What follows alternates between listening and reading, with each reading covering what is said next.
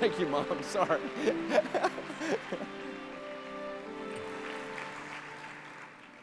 Thank you, I guess, Neil.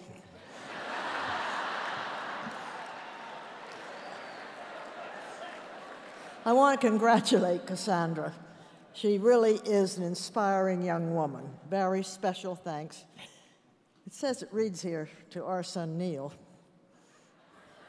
Not sure. For inviting me to join you all today. And thanks to all of you for that very generous welcome. I really would have liked it on my own, but Pierce blew it by bringing me up early. I want to thank Malcolm also for the singing. Unbelievable.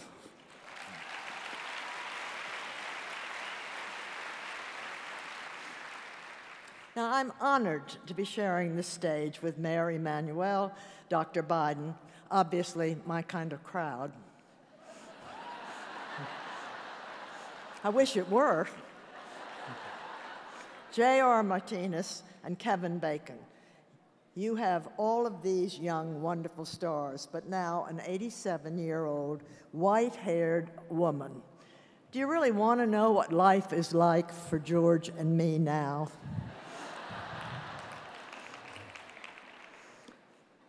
Gosh, I'm written right down there, too.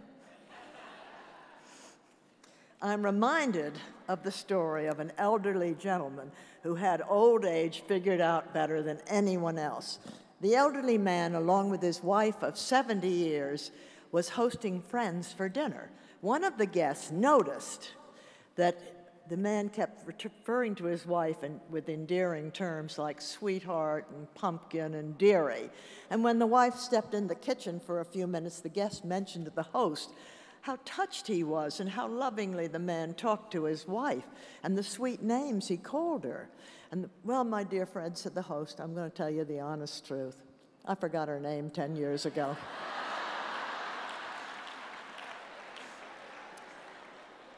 That's about the way we are these days at our house. I'm honored and flattered that you invited me.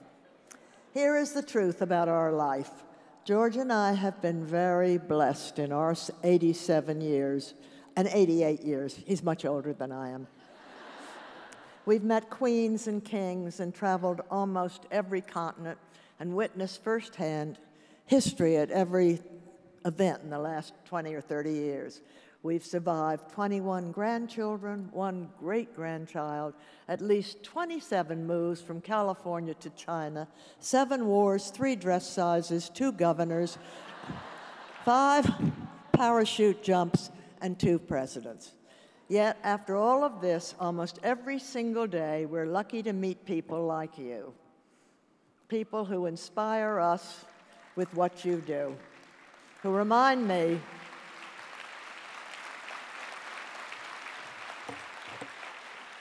that we truly live in the most generous, greatest country on earth, and who reassure me that the future is filled with hope and opportunity and joy. Programs where people are helping people and neighbors are helping neighbors is the essence of the American spirit. Now, you've been told that about 18 times this afternoon, so I think you're getting it, but anyway. This is what my husband would call being one of 1,000 points of light. And if George were here today, he'd tell you how proud he is of the Points of Light organization and each of you who make community problems your projects. All of you with us today are shining examples of involvement, commitment, and devotion to serving the less fortunate. You're a splendid model of how people working together really can make a huge difference. You're all heroes. And today I'd like to speak about my #1 hero. He is the brightest point of light, George Bush. When we were married in our 20s, I was 19. I think that's a mistake there, but anyway. He was old, 20. George already understood and was living what Mahatma Gandhi meant when he said, the best way to find yourself is to lose yourself in the service of others. George finished school at Yale in 2.5 years. During that time, we had our first son. the 43rd president, and even then, George found ways to get involved, including raising money for the United Negro College Fund. And after Yale, we picked up and moved our family to West Texas. We moved to Odessa. My mother thought it was in Russia. With the same giving spirit, George helped open the first YMCA in Midland and coached a Little League team, and I volunteered at the hospital and was a Cub Scout den mother. Even though George went on to becoming a congressman, ambassador, director of the CIA, vice president, and president, he never thought his work was finished. In later years, George partnered with President Clinton, the odd couple, who I call my boy Bill. He's my son by another mother.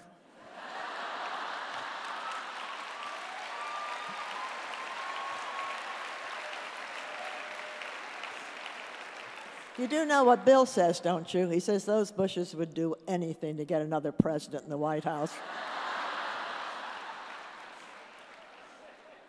They banded together to raise funds to aid in the relief efforts following the catastrophic tsunami in Southeast Asia and the Hurricane Katrina in the Gulf Coast states. George passed along this spirit of volunteering to our children and grandchildren. They have found diverse causes all on their own, spanning from problems in Africa to problems in our own backyard. I am very thankful that our son Jeb and daughter Doro are continuing my interest in making America more literate. They are now the co-chairs of the Barbara Bush Foundation for Family Literacy. Now, like you all, we get frustrated at times. It's frustrating knowing that for every person you help, there are so many more that we never get to touch. And there are days when all of us think to ourselves, what difference can I really make? Now, a couple of years ago, when I was having one of those days, I decided to go out and work in my garden in Maine. And I had been sent these wonderful box of peonies, and they came with instructions, and they said, dig a deep bed, mulch, fertilize, plant flowers just so, and give them plenty of water. And they went on to say that if I followed the instructions correctly, that the plants would not bloom the first year, but they would bloom the next year and the next year for every year after for the next 100 years. And I realized then that I was planting for our children, our grandchildren, and now our great-grandchild. Today, despite these unbelievably ferocious Maine storms, they continue to bloom like clockwork every year in Kennebunkport, Maine. Our house is filled with peonies today. Volunteering and community service is a lot like planting peonies. You may not see the results right away. Indeed, you may never see them, but you never know when you will plant a seed that one day will sprout and bloom forever. Thank you for all you do.